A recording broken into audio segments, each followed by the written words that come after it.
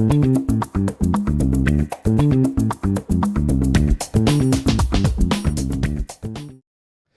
is Byron Gordon for the SES Conference Channel. It's day one at SES Toronto, and we just finished the Orion panel where we talked about is PageRank broken, the future of search. We're talking with Tim of ShareThis. How are you, Tim? I'm doing great. Thanks for joining us. Tim, we heard a little bit, well, there seemed to be somewhat of a general consensus. People are still somewhat dissatisfied with search, but you decided to go in a slightly different direction as far as where you think search should be headed. And so I thought maybe you could tell our audience a little bit about that and this new paradigm of yours. Sure. Well, when we talked to general users on the internet, they found search was broken, and the reason was trust and relevance. And in my experience, the only way to fix something like this is to start over and ask the questions, what are we trying to do? If we keep doing the same thing, obviously we're gonna come to the same conclusion. So how do you solve the trust and relevance problem is the key. And it turns out we're seeing this with social media, consumer generated media.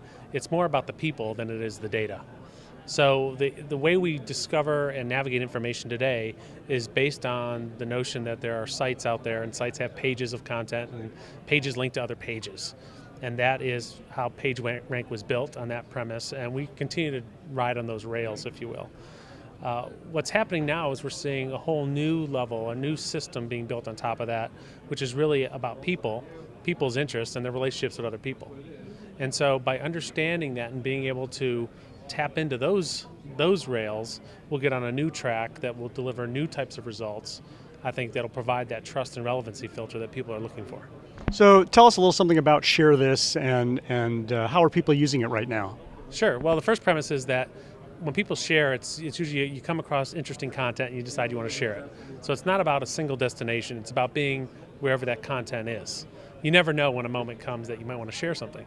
So ShareThis is an easy tool that publishers can implement to put on their pages near their content, and it provides the standard email capability as well as access to Facebook and MySpace and AOL Instant Messenger and texting. Matter of fact, there's over 40 services that we support. And we let the publisher see the analytics to understand how are people sharing their content. So it takes up less space on the page and enables more of that social media and sharing activity. And for users, you can set up, if you'd like, you can import your contacts and have access to any of them from any page or via a add-on or plugin in your browser. So the result is more sharing. Matter of fact, when people import their address book, their sharing frequency goes up roughly 5 times. And they share to like over 10 times more people, which makes sense because they have access to their address book. Previous to that, most users are copying and pasting URLs. And if you ask anybody, nobody really knows how many times that happens on the internet. It's not tracked. As a publisher, you certainly don't necessarily know. And so publishers have in essence been flying blind, not really understanding how their content's being syndicated. And it's that audience that's syndicating content as well as the return visitors that are their most engaged audience. So we really need to do a better job understanding that audience and giving them the tools that they need to be strong ambassadors. So if I'm using ShareThis, is there a primary need for me to still be using Google? Is this what would you say to that? Sure. Search definitely has a place, obviously, for very specific kind of contents. And when you know exactly what it is you're looking for, it's great. And they've obviously built a lot on top of that system, including the maps and geography information, et cetera. So I don't know that there's a replacement for it. It's just what's coming after it that can ride on top of those traditional search tools to give you that trust and relevancy filter that you're typically not going to find.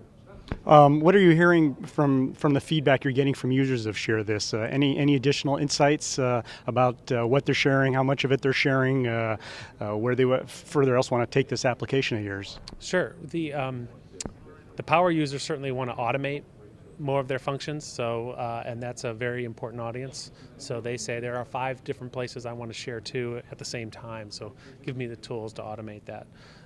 The average internet user still wants to keep it simple, and we're going to do our best to serve that audience first and foremost. Keep it simple and straightforward so that they can just quickly share. And then for users who sign up, you also have a share box. And that share box is your clipping or bookmarking service, if you will, regardless of where you've shared.